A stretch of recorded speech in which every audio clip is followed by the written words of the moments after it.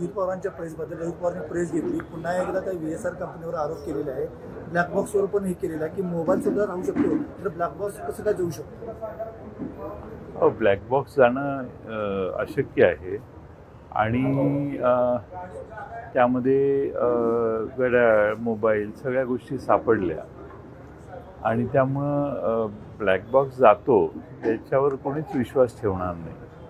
पण रोहित पवारांची पत्रकार परिषद मी पाहिलेली नाही, मी पाहीन. अजित पवारांच्या प्रेसबद्दल अजित पवारांनी प्रेस घेतली. पुन्हा एकदा त्या व्ही-एस-आर कंपनीवर आरोप केलेला आहे.